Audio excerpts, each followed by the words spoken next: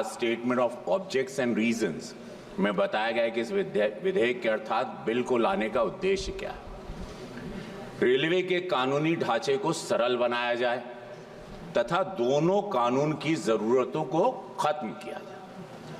अध्यक्ष महोदय, हमारे यशस्वी प्रधानमंत्री अनेक अवसर पर आपने भी सुना है, देश ने भी सुना है कि उन्होंने एक बात को रेखांकित किया था कि अप्रासंगिक तथा पुरातनपंथी कानूनों को समाप्त किया जाना चाहिए ताकि प्रशासनिक संचालन सुगम हो सके तथा आम जनता के हित में तेजी से कार्य इस नए भारत में हो सके। इस संबंध में प्रधानमंत्री जी के सपने को साकार करने के लिए अनेक कदम उठाए गए। जिस बिल की चर्चा आज हम कर रहे हैं अध्यक्ष महोदय, उसका प्रमुख उद्देश्य यही है कि भारतीय रेलवे बोर्ड अधिनियम 1905 के प्रावधानों को रेलवे अधिनियम 1989 में शामिल कर लिया जाए ताकि भारतीय रेलवे बोर्ड अधिनियम 1905 को समाप्त कर दिया जाए।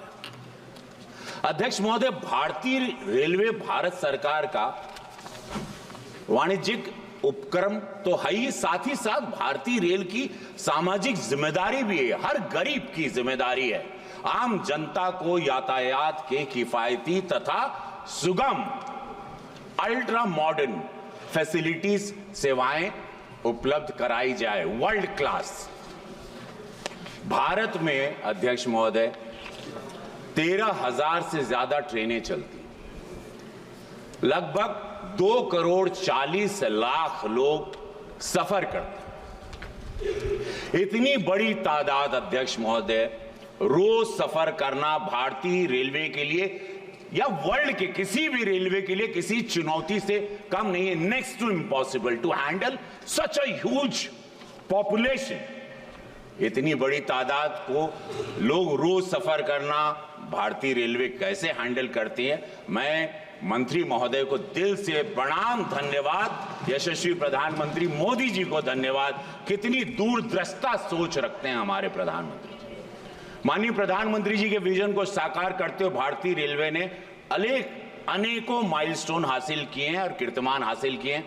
भारतीय रेलवे की तरफ से जारी अभी हमारे मंत्री महोदय भी बता रहे थे, जो आंकड़े हैं 2023-24 के दौरान यात्रियों की संख्या जो रही है अध्यक्ष महोदय 648 करोड़, 648 करोड़, 54 करोड़ नए यात्रियों का इजाफा हुआ है इसमें।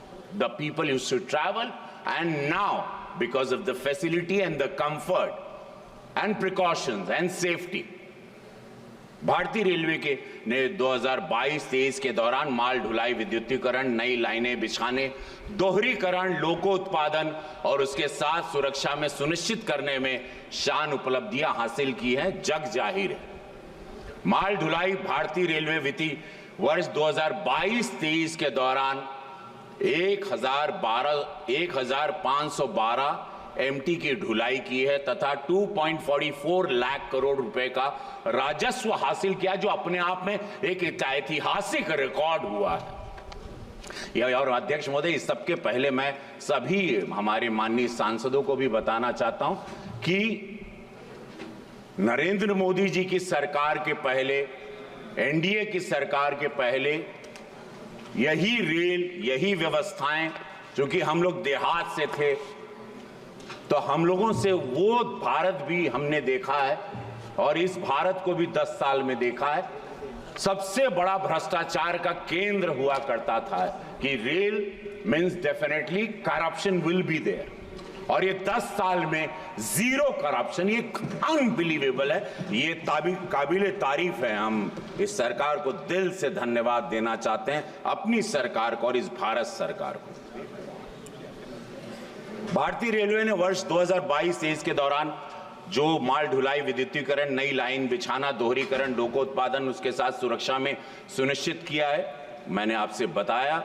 माल ढुलाई भारतीय रेलवे वित्तीय 2022-23 में आपने देखा 2.44 लाख करोड़ का इजाफा हुआ, ऐतिहासिक रिकॉर्ड विद्युतीकरण। भारतीय रेलवे मिशन 100% विद्युतीकरण को पूरा करने के लिए बड़े तेजी से आगे बढ़ रहा है। वित्तीय वर्ष 2022-23 में 6,542 आरकेएम का रिकॉर्ड विद्युतीकरण ने किया है। Unbelievable, this is fantastic.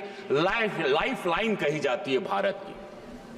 ये भारत 80% देहात है, गांव है, गांव में बसता है। हम सब लोग भी उसी पृष्ठभूमि से आते हैं और गरीबों को, उनकी जिंदगी को आगे बढ़ाना, उनको रोजगार पहुंचाना, उनको रोजगार के अपने डेस्टिनेशन तक पहुंचाने के लिए सारे लोग मोस्टली वो रेल पर डिपेंड करते हैं। और प्रधानमंत्री जी की, रेल मंत्री जी की सोच रही है कि गरीबों को कैसे फायदा हो, गरीबों को कैसे सुविधा मिले, गरीबों की कैसे सुरक्षा हो, गरीब कैसे अफोर्ड कर पाए। सब्सिडी भी आप, हमारे अब मंत्री जी ने बताया 56,000 करोड़ सब्सिडी मिलती है, जिसमें हमारे senior citizen to everybody, whoever buys ticket, they get subsidy rate and it becomes very cheaper for them। बहुत ही सस्ते दामों में टिकट होती है। और ये एक अद्भुत रही सोच कि टिकट अगर आप नहीं ट्रैवल करते हैं तो आपको पैसा तुरंत रिटर्न आता है। अगर आप ट्रैवल नहीं करते और अपनी टिकट कैंसिल करते हैं, पहले टिकट के पैसे डूब जाते थे। ये भी बहुत सोचने जैसी बात है कि अद्भुत प्रयास रहा नरेंद्र मोदी जी की सरकार का। गोरखपुर से 3 ट्रैक, मैं अपने संसदीय क्षेत्र की बात कहूं, मेरी आंखों देखा है कि वहां तीसरी ट्रैक भी शुरू हो गई। चूंकि गोरखपुर एक ऐतिहासिक जगह है, गुरु गोरक्षनाथ धाम वो धरती है। 1 लाख लोग रोजाना गोरखपुर से ट्रैवल करते हैं, आना जाना उनका लगा रहता है।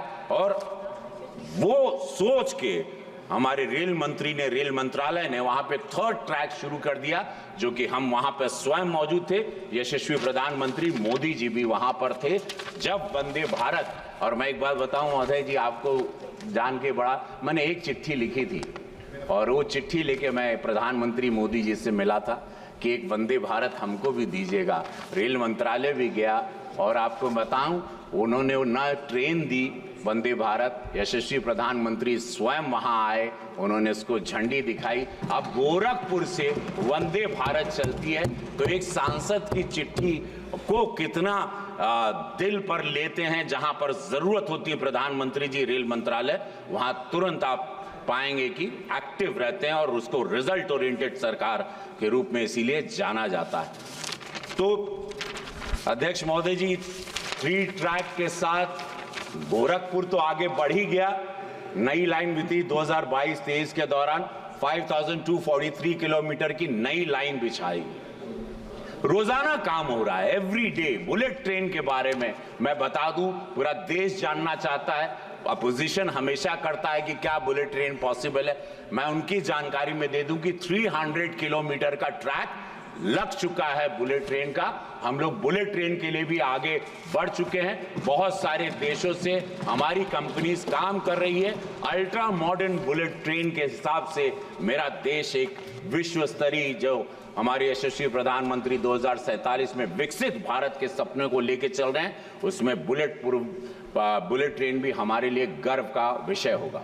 स्वचालित सिग्नलिंग, मोस्टली आप देखते हैं कि पहले 10 साल पहले एक्सीडेंट्स बहुत कॉमन थे, दुर्घटनाएं कॉमन थी, लोगों की, आम गरीब की मृत्यु होना बहुत कॉमन थी और कोई भी सेंसिटिव तरीके से उनको लेता नहीं था। भारतीय रेलवे ने मौजूदा उच्च यातायात वाले मार्गों पर अधिक ट्रेन चलाने की लाइन क्षमता बढ़ाने के साथ स्वचालित ब्लॉक्स सिग्नलिंग कर दिया, या सिग्नल्स होंगे जरिए 2022-23 में 530 किलोमीटर आधुनिकीकरण हो चुका है, जहां पर सेफ्टी है। सिग्नल में ऑटोमेटिक सिग्नल्स हैं, आपके ट्रैक्स को चेक किया जाता है, आपके ट्रैक्स को ऑनलाइन चेक किया जाता है, आपके ट्रैक्स पर सीसीटीवी के द्वारा उस पर वॉच होता है। जैसे कि आप देख रहे हैं कि बहुत सारे देश विरोधी तत्व वहां पर ट्रैक पर अलग अलग आजकल वस्तु आपने देखा होगा रखते हैं, जिससे ट्रैक पर एक्सीडेंट होने के चांसेस ज्यादा दिखाई देते थे और लोग आप देश विरोधी ताकतें भी हैं कि सरकार को कैसे क्षति पहुंचाए।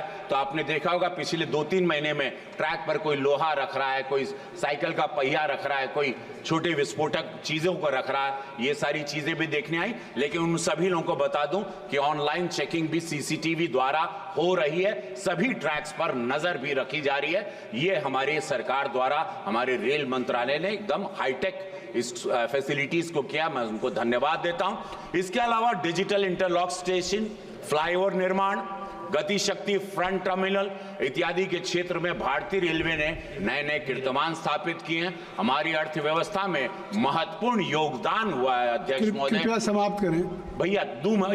इतना उपलब्धि और थोड़ा टाइम लगी, हो गए बहुत हुआ, हो गए, बहुत आ गए। 2 मिनट अध्यक्ष महोदय, बहुत आ गए, बहुत। अरे अभी बहुत किए हम लोग, जनता है भाई, इतना अचीवमेंट कैसे गिनवाएंगे? हो गए 2-3 घंटा था हमके। अच्छा, कृपया संक्षिप्त करें। अरे इतना काम कैसे सरकार के लिए तो बोले के पड़ी, गागर में सागर भर देगा नहीं हो माना।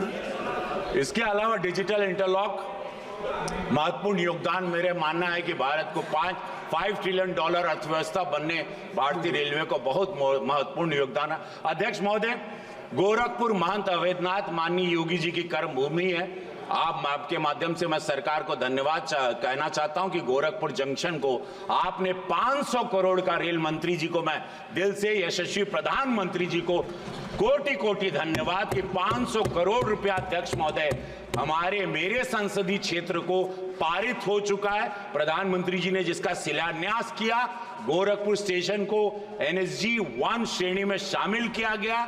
इस श्रेणी में आने का मतलब कि गोरखपुर स्टेशन के विकास पर अधिक पैसा खर्चा किया जा सकता है।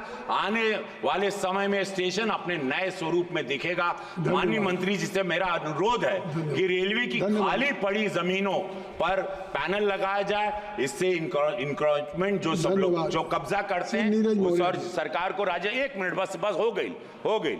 1300 स्टेशन को अमृत भारत बनाने के लिए प्रधानमंत्री मोदी जी, रेल मंत्रालय के धन्यवाद। 88 साल बाद कोसी रेल महासेतु के लिए प्रधानमंत्री जी को धन्यवाद। और ऐसे अनगिनत बात, लेकिन अब आप बोल रहे हैं तो मैं शांत हो रहा हूं। धन्यवाद। धन्यवाद। माननीय अधिष्ठाता महोदय,